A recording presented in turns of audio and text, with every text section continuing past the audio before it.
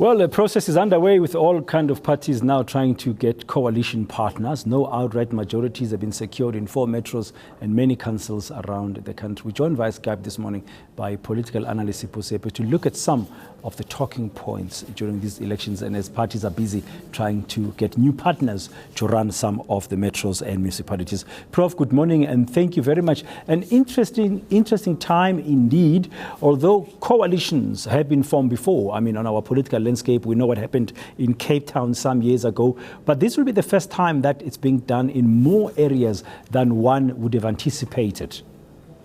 That's quite true. And what is also true is that the political parties are very much aware of the difficulties. They are aware that ideologically they don't make very good partners. But in politics, what you also do, you try to look for the common denominator. You start looking at those areas that you cannot compromise on.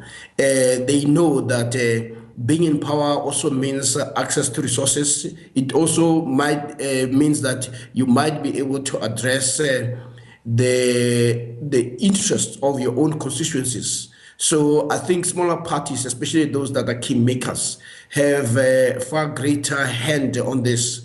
Yes, in the past we've seen what appeared to be coalitions, but were more incorporations and the swallowing of smaller parties. But what we have today is not likely to be that, because the kingmakers can easily swing to another party and you have a different government. So I think realism will set in and parties will be more pragmatic about their demands. You're talking about finding a common denominator, finding common ground.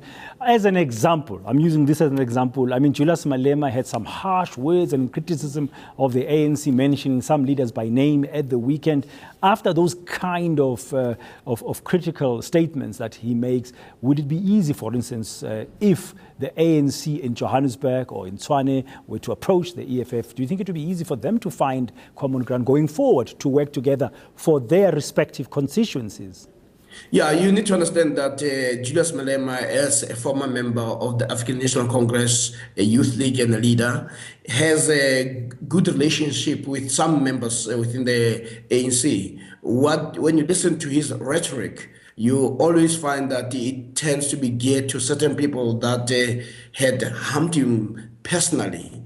And in this case, he cannot find very nice words to say for the president. He also does not seem to have very nice words to say to the deputy president and sometimes the chairperson of the ANC. But if you listen to him talk to people like Paul Mashatile, talk to people like the Maile and all that, you still find those friendships.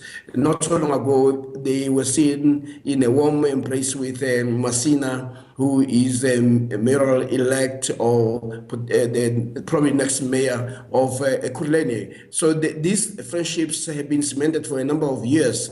What you have here are personal differences. The question is whether the interests of the people would come or will subordinate those personal clashes. So I do think that there are serious possibilities, and especially when your program of action can have certain commonalities and you can build on those commonalities. So, for instance, the ANC could find itself then succeeding in wooing EFF to work with it in Johannesburg or Tshwane. But as you say, the key part is that the political parties must not forget that they are there to serve the people. There are services to be delivered.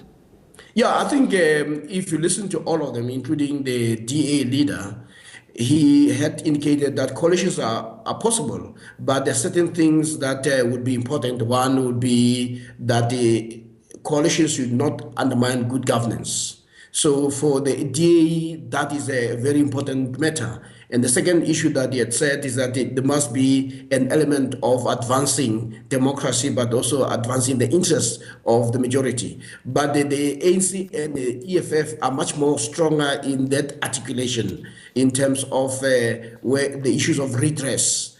Where there might be differences, those differences can be ironed out. For instance, the EFF is very clear about its position on tenders.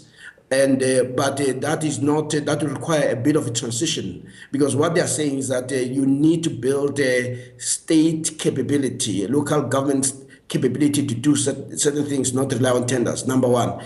And the second thing they agree on is around the issue of making sure that the goods and services that are produced or that the state or local government buys should actually emerge and be located within the communities so that the communities are gainfully employed and you address the issue of unemployment. So when you look at some of the manifestos, you can find some commonalities. The issue is really around the issue of accountability, where sometimes you find decisions are taken by the majority party that undermines the interests of the smaller parties, and whether when accountability comes, who is going to be blamed. So we saw that with the government of national unity, where the national party decided to walk out because it felt that some of the decisions that were made compromised what they consider to be their own principles. Thank you very much for your insights this Monday morning. That's political analyst Professor Sipho Seepe.